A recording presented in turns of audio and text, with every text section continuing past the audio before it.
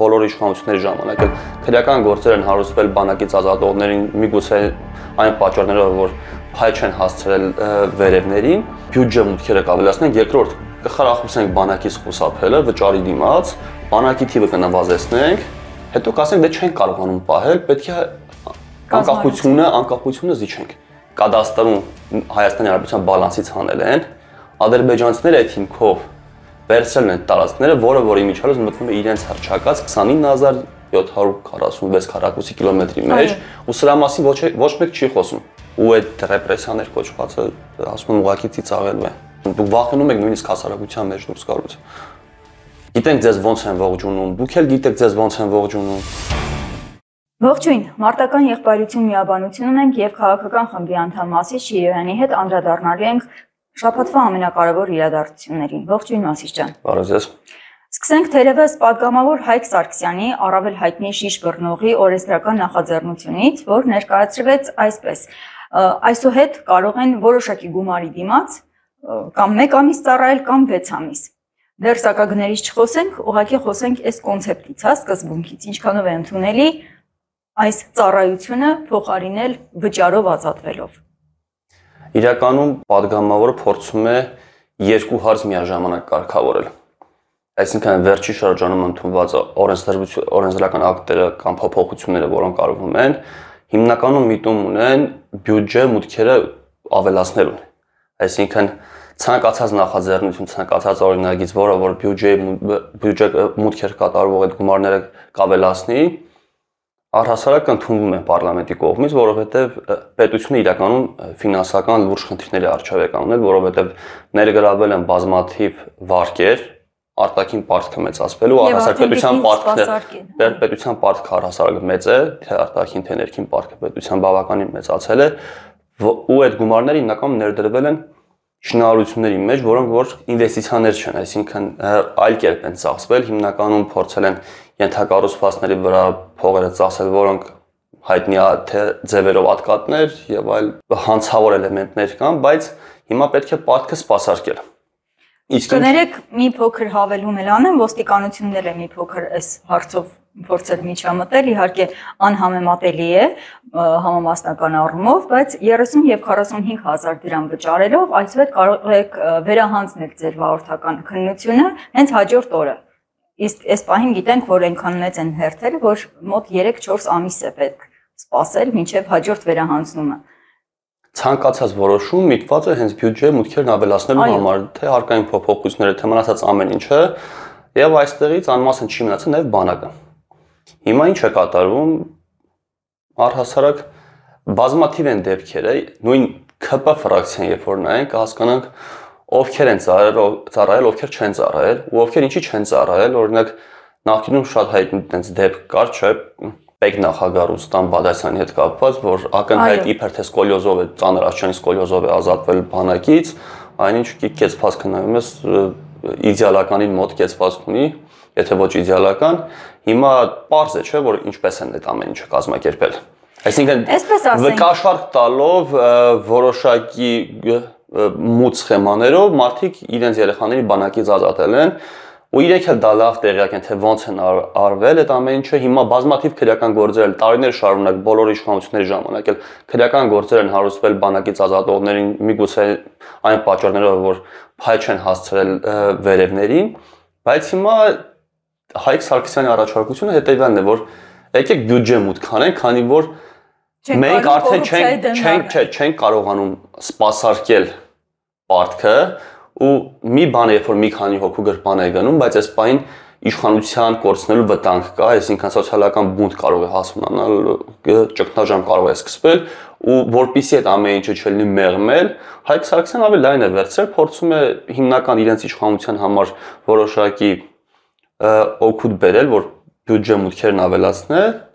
հետո որ կարողանան ապահովել սեփական իշխանության շարունակականությունը, որովհետև խնդիր է առաջացել, այսինքն իրենք լիքը հարցերի կարողանում են պատասխան տալ, ասում են մենք հիմա խաղաղություն ենք բերում, մենք ես ենք բերում, տեսեք կյանքը լավացել է, գումարները շատացել են, բայց սա իրականում փուչիկ է։ Ու հաջորդ բան, երբ որ խնդիր լինի, երբ որ սկսի ռեալ ճգնաժամ, ու իրենք դրա տակից չկարողանան դուրս գալ, այդ ժամանակ նույնիսկ խաղաղության ձգտողները այլ սոցիալական հիմքի վրա դուրս են գալու իրենց դեմ։ Իրենք ամենաշատը սրանից են վախենում։ Դրա համար ցանկացած օրենսդրական նախաձեռնություն, որը միտված կլինի բյուջե մուտքերն ավելացնելու, ընդունվելու է ազգային ժողովի կողմից ու իրենք էլ իրենց ներսում նաև միգուցե խրախուսում են, ասում են բերեք այն ձևի օրենքները մշակեք, ներկայացրեք, որը որ բյուջե մուտքերը կավելացնի։ Կապ չունի ինչ մեխանիզմով, կոռուպցիոն սխեմաները օրինականացրեք, իբր թե կոռուպցիա չի, իբր կաշառակերություն չի, թող բյուջե մուտքանը, որովհետև առաջնային ու երկրորդային հարցեր կան։ Առաջնայինը իրենք փորձում են պահպանել իրենց իշխանությունը։ Իսկ դրա համար պետք է պահեն։ Բայց ամեն դեպքում, որքանով է սա բարոյական, մանավանդ եթե այնտեղ 15 միլիոնի խնդիր է, եթե 6 ամիս է ծառայում եւ 20 միլիոնի, եթե 1 ամիս է ծառայում։ Իսկ 1 ամիսը մենք գիտենք, որ նույնիսկ այդ կարանտինային ժամկետը չի լրացնում։ Կարանտինը 40 օր է։ Սա լրիվ այլ հարց է, որ մոտենում ենք արդեն հարցի հիմնական բնույթին, ինչ խնդիր են իրենք լուծում, այսինքն բանակից գումարով խուսափելու հետ կապված հեշտացնում են այդ process-ը։ Այո։ Հիմա ինչ են անում։ Իրենց տրամաբանական գործողությունների շարունակությունն է, այսինքն տրամաբանորեն այն գործողությունները, որոնք որ կատարում են ԿՊ-ն ու առհասարակ այս պահին Հայաստանում կառավարությունը, այն փիլիսոփայության, որով որ Հայաստանի Հանրապետությանը իրենք առաջ են տանում, սա այդ նույնի տրամաբանության մեջ է գտնվում, այսինքն ամեն ինչ անենք, նախ բյուջե մուտքերը կավելացնենք, երկրորդ կխրախուսենք բանակից խուսափելը, վճարի դիմաց, բանակի թիվը կնվազեցնենք, հետո կասենք դե չենք կարողանում պահել, պետք է անկախությունը զիջենք։ Իրենք այս մեկը մյուսով լրացնելով ամեն ինչ տանում են։ Ադրբեջանը պահանջում է, որ բանակը կազմալուծվի, փաթեթավորում են ցանկալի ձևով, ժողովրդին իբր թե հաջողելի ձևով, ու սրա դիմադրելու հակառակ կոնցեպտը էս է, որ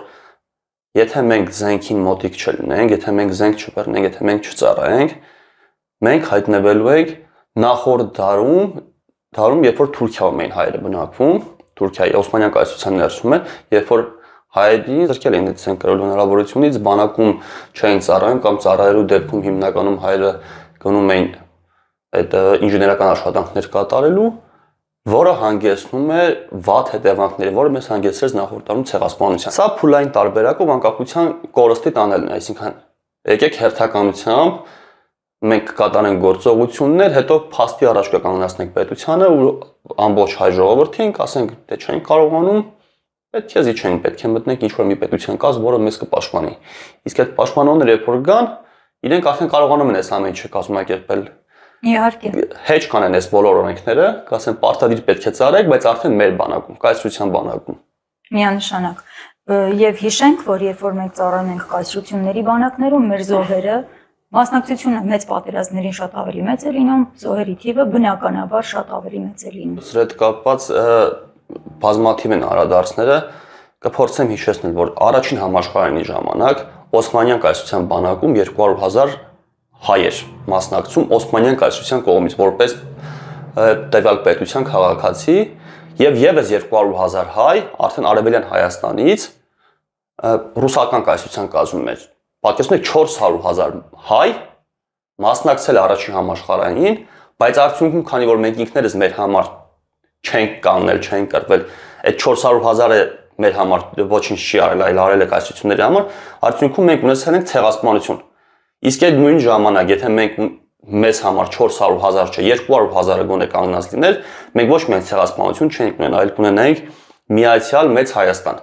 Այդ ժամանակ նպաստավոր պայմաններ կար, աշխարհաքաղաքական իրավիճակային պիսներ, որ Հայաստանը կարող էր իր բաժինը ստանալ։ Այո։ Սա առաջին համաշխարհային պատերազմում, երկրորդ համաշխարհային ժամանակ էլ հիմա խոսեցինք, բայց Արծրուն Հովհաննիսյանը օրինակ հայտարարություններ արեց, որը որ լղոզեց իրականում այն խոսքը, ինչ որ մենք ենք ասում, ինքը կիսա ճշմարտություններով փորձեց մատուցել, որ այստեղ միֆեր կան, այնտեղ միֆեր կան ու կիսա ճշմարտություններով պաս տվեց արդարացնողներին, այդ 300,000 զոհ արդարացնողներին, որոնք որ սկսեցին Արծրուն Հովհաննիսյանին կարելի ասել նրա թեզերը կոտրել, որովհետև Արծրուն Հովհաննիսյանը աշխատելով քարոզչական դաշտում ինքը լավ գիտի, չէ, կիսա ճշմարտություններ ասելով ինչի է հանգեցնում, այսինքն գեղեցիկ պաս է տալիս հակառակ ճամբարին, իբր թե հակառակ ճամբարին, որոնք որ դրանից օգտվում են ու ավելի խորը ձևով հիմնավորում են։ Իսկ Արծրուն Հովհաննիսյանը ինքը բազմիցս ասել է, որ համագործակցում էր ռուսական հատուկ ծառայությունների հետ գրու կոչվածի հետ էր ինքը համագործակցում, այդ դաշտում գործող գործիչ է եղել ու շարունակում այդ դաշտում մնալ։ Այսինքն այս ամեն ինչը կազմակերպված էր երկու ստեկ։ Իդեպ 44-օրյա պատերազմի խոսնակին հաղթանակի օրով, մեր Շուշիի հաղթանակի օրով հրավիրել հմեք իմ կարծիքով խորհրդանշական էր։ Վատառումով։ Կրակոցներ արձանագրվեցին Տավուշի մարզի գյուղերի ուղղությամբ, հիշում ենք, որ նախորդ 2 ամիսներին կրակոցներ կային Սյունիքի մարզերի ուղղությամբ, այդ կրակոցները անհասցե էին որակվում մեր գերատեսչությունների կողմից, թեպետ գնդակները վնասում էին բազմաթիվ տների տանիքներ եւ պատուհան եւ կարող էին նաեւ մահացու լինել, այսպես մարդիկ հրաշքով էին փրկվում այդ կրակոցներից, իսկ այս շաբաթ փաստորեն արդեն Տավուշի մարզում էլ արձանագրվեցին կրակոցներ։ Մեր գերատեսչությունը այս առումով լռում է նաեւ այն մասին, որ Հայաստանի Սյունիքի մարզում Շիկահողի արգելոցի տարածքում ադրբեջանական դիրքերի, ամրաշինական աշխատանքների եւ ճանապարհների բացման համար մոտ 60 հեկտար անտառ է հատվել եւ հատումները շարունակվում են մինչ օրս։ Այս ամենը ուր է հասցնելու, կարելի է կանխատեսել։ Երբ որ մենք ասում ենք պատերազմը շարունակվում է, մեզ ասում են դուք պատերազմի ուժն եք, պատերազմի կուսակցությունն են բնորոշում մեզ։ Այդ մենք ենք պատերազմի կուսակցությունը իրենց ասելով։ Պատերազմը շարունակվում է, ոչինչ չի ավարտվել, ու Ադրբեջանի ախորժակը չի նվազել, դեռ մի բան էլ մեծացել է, ու ինքը շարունակելու է ճնշումներ գործադրել հնարավոր բոլոր միջոցներով, թե քարոզչական դաշտում, թե միջազգային ատյաններում, թե նաև բուն սահմանին, այսինքն ճնշումը մեծացնելու է, ճնշումը խորացնելու է, իսկ ինչ վերաբերում է Շիկահողին, ես այստեղ կփորձեմ անդրադարձ կատարել, մեր ընկեր Այսեր Ղազարյան ներկայացրել է այս հատվածի հետ կապված, դեռ նախորդ իշխանությունների օրոք, որպեսզի կատարեն անտառհատումներ, այդ հատվածից որոշակի հողեր տվել են Արցախի Հանրապետության, այսինքն ներառել են Արցախի Հանրապետության տարածք, կադաստրում Հայաստանի Հանրապետության բալանսից հանել են, ադրբեջանցիները այդ հիմքով վերցրել են տարածքները, որը իմիջիայլոց մտնում է իրենց հռչակած 29746 քառակուսի կիլոմետրի մեջ, ու սրա մասին ոչ մեկ չի խոսում։ Ադրբեջանը իր գործողությունները հիմնավորում են նաև սրանց արած ու սրանցից առաջ արած գործողությունների հիմա որ ասում են դուք եք արել, ոնց որ դուք եք մեզ տվել։ Դուք էլ ճանաչում եք մեր տարածքային ամբողջականությունը, մենք էլ մեր տարածքում ինչ ուզենք ենել կանենք։ Ասում եք ոչ ոք չի խոսում, բայց լրագրողները խոսում են։ Ըստ այդմ լրագրողներն էլ թիրախավորվում են եւ այս շաբաթ շարունակվեցին Լիլիթ Աղիկյանի հալածանքները, նա շարունակում է մնալ կալանքի տակ։ Լիլիթ Աղիկյանի մասին անցյալ հաղորդման ժամանակ հպանցիկ խոսեցինք, որովհետև այն պահին, երբ մենք տեսագրում էինք հաղորդումը, շատ մանրամասներ հայտնի չէին, գիտեինք միայն, որ մեկ լրագրողի նկատմամբ ինչ որ բռնաճնշումներ են եղել, ով է ինչ հանգամանքներում չգիտենք։ Հիմա գիտենք, որ ներխուժել են տուն եւ գիշերազգեստով կնոջը բերման են ենթարկել եւ փորձել են մերկացնել ոստիկանությունում, ինչի արդյունքում ինքը վատացել է եւ հոսպիտալացվել, հետո ամեն դեպքում կալանավորվել է եւ այս ամենը միայն նրա համար, որ դատավորին համարձակվել է ասել կոռուպցիոներ կամ կոռումպացված դեռ դա էլ հստակ չի ինչ է ասել։ Նաեւ մեր մյուս գործընկերուհու Անուշ Միրզոյանի նկատմամբ հալածանքներ սկսվեցին, պարզվեց, որ 4 տարի առաջ ինչ որ հրահրել է, ինչ որ բան է կազմակերպել, բայց թերևս նա թիրախավորվել է այն պատճառով, որ շատ հաճախ առաջիններից մեկն է խոսում թեժ թեմաներից։ Շողնոխի դեպքերի, ներքին հանդի, ճակատենի դեպքերի մասին մեր գործընկերուհին առաջինն է տեղեկացրել եւ ամենայն հավանականությամբ դա իրեն չի ներվում ներկայիս իշխանավորների կողմից։ Սպառնալից գրառում է արվել նաև 24 News-ի գլխավոր խմբագիր Նարեկ Գալստյանի մասին, խոշտանգման ակնարկով մոտ 20 տարի առաջ երիտասարդ Նարեկ Գալստյանը իդեպ այսօրվա ամենավերևներում նստածների հետ միասին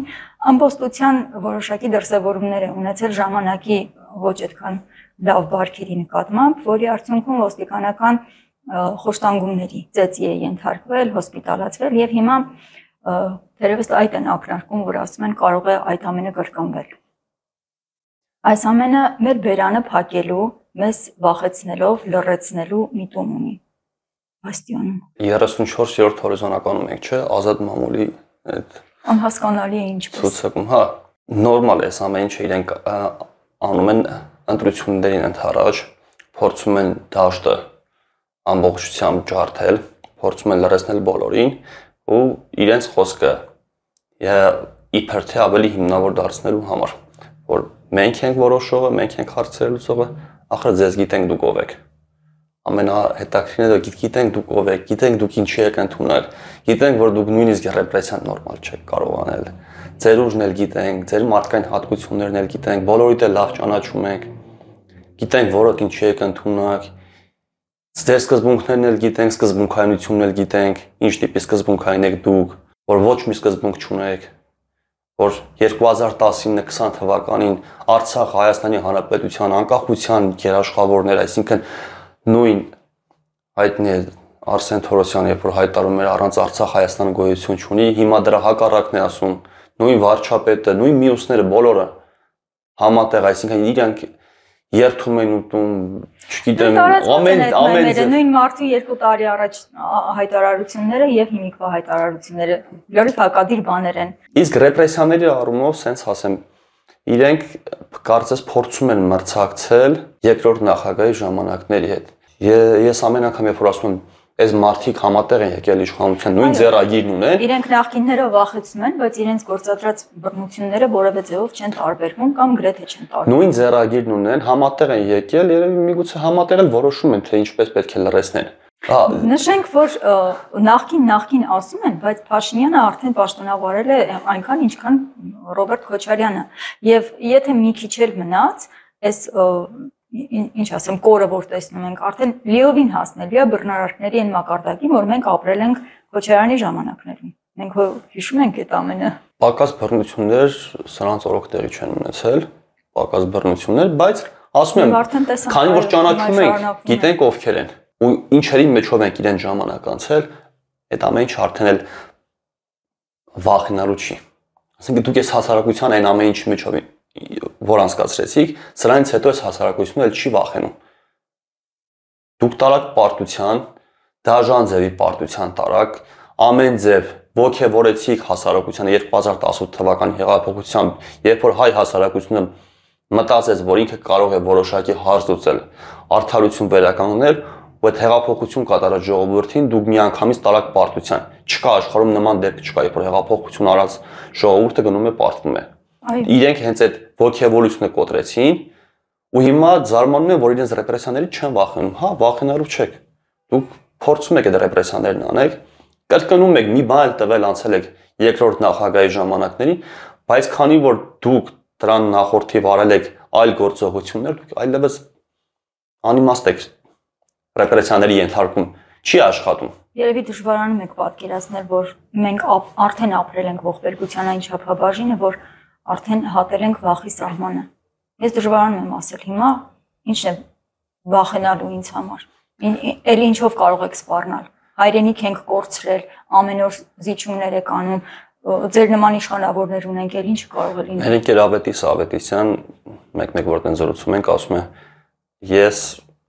հասել եմ միտեղ, որտեղից այն կողմ իմաստ չունի հետ գնալ, հետդարձի ճամփա չկա, այսօր մեր ամբողջ հասարակությունն է, ու այդ ռեպրեսիաներ կոչվածը ասում եմ ուղղակի ծիծաղելու է, որովհետև ով եք դուք, գիտենք, ասում եմ, ձեր վախեցած տեսքներ գիտենք, ձեր պատերի տակով թաքուն գնալ գալը, տեսնում ենք ինչպես եք ապրում, դուք վախենում եք նույնիսկ հասարակության մեջ դուրս գալուց, գիտենք ձեզ ոնց են ողջունում, դուք էլ գիտեք ձեզ ոնց են ողջունում։ Իդեպ արժի այս շաբաթվա խոսույթը եւս վկայում էր այդ մասին։ Նախկինների օրոք այս ներկաները կասեիք ռեժիմը խոճապի մեջ է։ Հիմա ինձ մոտ այդ տպավորությունն է, ռեժիմը խոճապի մեջ է։ Երկուստեք ռեժիմը իմիջիալոց պարլամենտում երբ որ այդ կռիվները հրահարում են, այսինքն ես մեզ լսողներն կցանկանամ ասել, որ ուշադրություն դարձրեք, տակը բովանդակություն չկա, աղմուկ են անում, տեսարաններ սարքում, որպեսզի ձեր ուշադրությունը շեղեն հիմնական հարցերից։ Տեսեք ինչեր են կատարում աշխարհում։ Նախորդ անգամ ասացինք, որ մայիսինը վճռորոշ է լինելու, նոյեմբերի 9-ի պայմանագրի հետ կապված այդ համաձայնագրի ոչինչ չխոսեցին, այսինքն ինքը այդ օրենքի ուժով ավտոմատ կերպով երկարացվեց։ Այո։ Այսինքն Հայաստանը շարունակում է գտնվել ռուս-թուրքական այդ ուղեծրում այդ գծով է գնում։ Այսինքն մենք շարժվում ենք ռուսների ու թուրքերի գծած ճանապարհով, այն ինչ որ մեր համար գծել են։ Մինչդեռ Փաշինյանը այնտեղ ներկայացավ այսպես, որպես ինքնակամ։ Գեորգիևյան ժապավենը չէր կապել, ի տարբերություն մյուսների ինչ որ գլխարկ էր կրում, այսինքն փորձում էր լիովին առանձնանալ, բայց ինչ առանձնանալ, երբ որ ըստ էության մեր նկատմամբ կատարվեց առավելագույն ռուսականացումը, վերառուսականացումը, քան հնարավոր էր պատկերացնել։ Գնաց ինչ տեսավ, գնաց իրեն հաղթած բանակի քայլելը շքերթը տեսավ, այսինքն ադրբեջանական հատուկ ստորաբաժանումը քայլում էր, Փաշինյանը գնացել էր դա տեսնելու։ Այո։ Ինչ վերաբերում է աշխարհաքաղաքական իրադարձություններին, բավականին բուռն է։ Շաբաթվա տարածաշրջանային առանցքային լուրն էր, որ Իրանը կպարտավորվի երբեք միջուկային զենք չստեղծել, ազատվելով բարձր հարստացված ուրանի իր պաշարներից, կհամաձայնի հարստացնել ուրանը միայն քաղաքացիական օգտագործման համար եւ թույլ կտա միջազգային տեսուչների վերահսկել գործընթացը Իրանի նկատմամբ բոլոր տնտեսական պատժամիջոցների անհապաղ վերացման դեպքում։ Սա, ասում են գեոպոլիտիկները, առժամանակ կլիցքաթափի պատերազմական տրամադրությունները տարածաշրջանում։ Մենք սրան նախորդ հաղորդումներում ենք անդրադարձել ու ամեն անգամ ասում ենք, որ այստեղ հարցերը ավելի խորն են, ավելի բազմաշերտ են, որոնց մենք Հայաստանում նստած շատ դեպքում չենք էլ տիրապետում մանրամասն, բայց այն որ ինքը ընդհանուր առմամբ դրական դինամիկա ունի, այսինքն խնդիրը գնում է դրական լուծման, դա իշահ մեզ է ու այստեղ մեզ լսողների համար ասեմ, որ Փաշինյանը առհասարակ ոչ մի կապ չունի։ Հիմա որոշակի փոփոխություններ կլինեն մեզ համար, Հայաստանի Հանրապետության համար որոշակի լավ լուծումներ կլինեն, այսինքն պատերազմի վտանգը կարող է միգուցե մեղվի, երբ որ Իրանը համագործակցում է արդեն ԱՄՆ-ի հետ, երբ որ ուղիղ բանակցում են ու դրական տեղաշարժ կա, Իրանն էլ ասել է, որ իր համար կարմիր գիծ է Զանգեզուրյան միջանցքը, հիմա կմեղվի։ Մեր հասարակությանը կներկայացնի իբր թե Փաշինյանը գնաց, այնպես բանակցեց, Փաշինյանը հարգելիներս կապ չունի հայաստանյան իշխանությունները, Հայաստանի Հանրապետության արտաքին գործերի նախարարությունը բացարձակ կապ չունի ու չի ունենալու այս process-ները իշահ Հայաստանի լուծման։ Բայց սրանք լուծումներ չեն, սրանք ուղղակի ժամանակ ենք շահում։ Իսկ լուծումներ ունենալու համար մենք պետք է հենվենք սեփական ուժերի վրա, հզորացնենք մեր բանակը, փոխենք կոնցեպտը, անվտանգությունը ուժեղացնենք, այսինքն անվտանգություն ասվածը ոչ միայն ռազմական, այլ ընդհանուր լայն իմաստով անվտանգությունը պետք է կարողանանք կարգի բերել։ Այն ինչը որ պետք է անենք ու չեն անում այս իշխանությունները, դրա համար ենք ասում ալտերնատիվը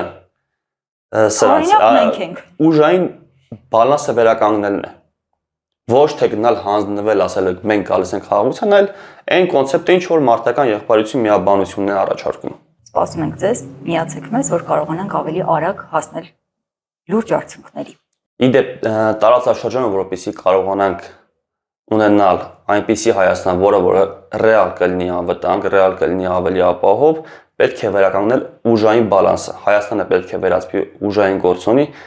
այն տարբերակով, որը որ առաջարկում է մարտական եղբայրություն միաբանությունը, ոչ թե այն տարբերակը, որը որ ԿՊ-ն է առաջարկում, այլ հակառակը, ԿՊ-ն առաջարկում է հանձնվել, մենք առաջարկում ենք ուժային բալանս վերականգնել, ցույց տալ, որ մեզ հետ ուժի լեզվով չի կարելի խոսել։ Դրա համար առաջարկում եմ, խնդրում եմ, ամեն հորդորում ենք, միացեք մեզ, դուք էլ գող չեք, մենք էլ գող չենք։ Շնորհակալություն եմ հայտնում բոլոր այն մարդկանց, ովքեր որ գալիս միանում են, համատեղ աշխատում ենք, համատեղ ծրագրեր ենք մշակում ու դռները բաց են։ Եկեք միասին այս վիճակից դուրս գանք։ Ձեզնից յուրաքանչյուրից է կախված մեր վաղվա օրը, յուրաքանչյուրից այն դեմոկրատիան, որը որ մենք ենք առաջարկում,